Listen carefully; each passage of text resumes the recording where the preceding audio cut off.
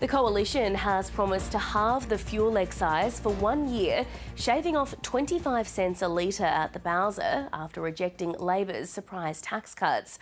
Late last night, the Senate passed the government's $17 billion top-up tax cuts with the support of the crossbench and the Greens. The opposition has labelled it an election bribe and says its $6 billion petrol plan would save families hundreds of dollars. Let's head straight to our political reporter Pablo Vinales, who's at Parliament House for us this morning. Pablo, good morning. So this measure, the opposition leader says, would be temporary. How would it work? Yeah, Mel, good morning. The opposition leader to make this pledge in his budget reply speech tonight in response to Labor's budget, which was handed down on Tuesday. Peter Dutton will pledge to cut the fuel excise at a cost of $6 billion for 12 months. He'll pledge to halve the fuel excise, shaving off 25 cents a litre for a year if he wins the election, taking the rate from about 50 cents to around 25 cents per litre. Now, according to the coalition's calculations, on a car with a 55 litre tank of fuel, it will save commuters and drivers around $14 a week. The coalition saying it will save drivers around $700 over the course of the year. Now, Mr. Dutton says he would legislate this in a new parliament if he were to win the election to ensure that this is passed on as soon as possible to drivers to provide what the coalition is saying is temporary and targeted relief. Our plan obviously is designed to help families and to help pensioners and people who are really doing it tough in the economy at the moment. People are paying 30% more for their groceries and every cost has gone through the roof. So our plan starts straight away. People will get the relief at the bowser straight away with a 25 cent reduction in the price of petrol and diesel. Labor's plan comes in 15 months' time and it's about 70 cents a day by way of tax cuts. And Pablo, on Labor's new tax cuts, they've now passed the Senate. Why did the government move so quickly to legislate?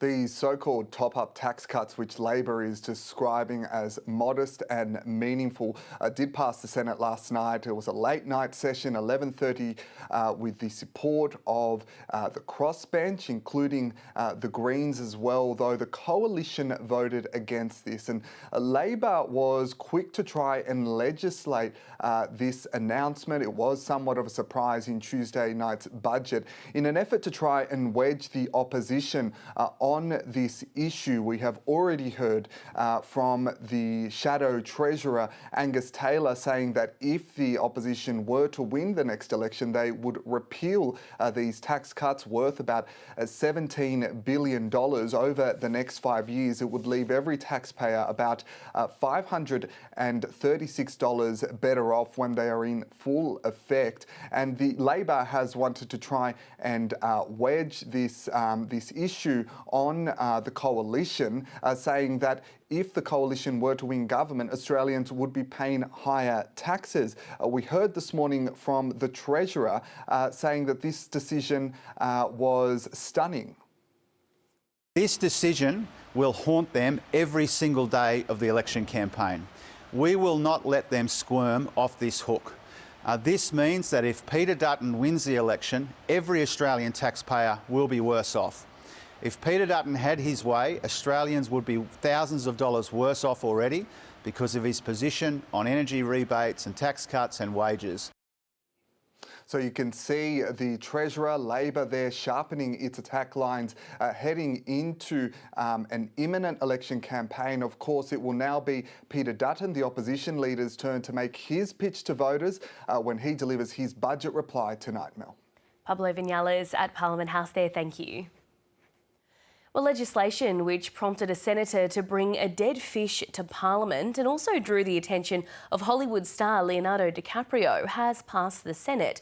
The change to the environment laws limits the federal minister's right to review previous decisions made more than 5 years earlier. It means salmon farming in Macquarie Harbour can continue at its current scale. Green Senators Sarah Hanson-Young and Peter Whish-Wilson have been vocal in their opposition.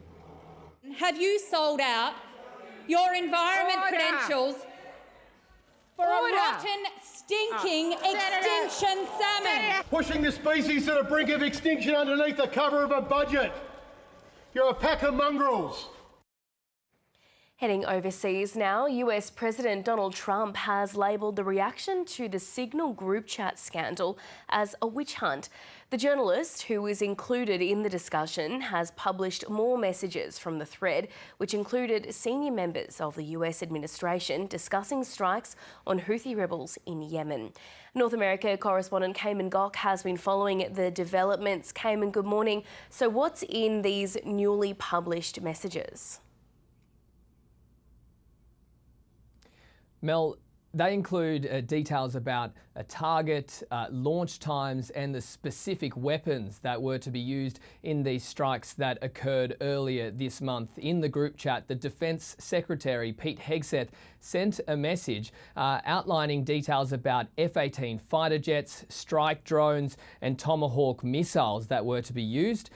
He also said when the first bombs would, quote, definitely drop, and then discussed targets, to which the National Security Advisor, Mike Waltz, expanded on, saying the first target was Houthis' top missile guy that they'd positively ID'd walking into his girlfriend's apartment building, which has now collapsed.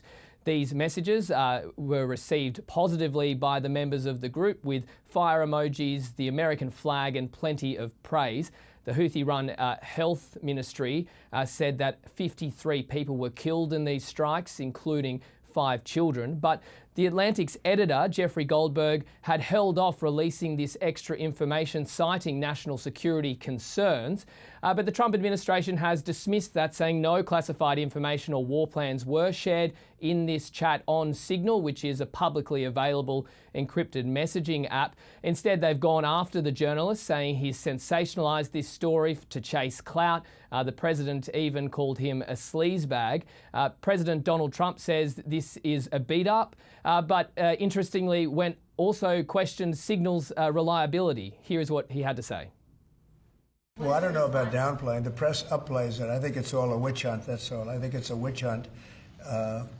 I wasn't involved with it. I wasn't there. It could be that Signal's not very good, you know. It's a company. Maybe it's not very good. I think we'd rather know about it now. There was no harm done because the attack was unbelievably successful that night, and it has been unbelievably successful every single night for the last 4 or 5 nights. The White House says now that the majority of this text exchange, which the journalist was privy to, is out, that it proves that there was no classified information shared. But many have questioned, if that's the case, then why launch times, specific weapons and information about a target's death is not classified. Top officials in the Trump administration have pointed to Defence Secretary Pete Hegseth's position. They say he has the classification authority to decide what is classified or not.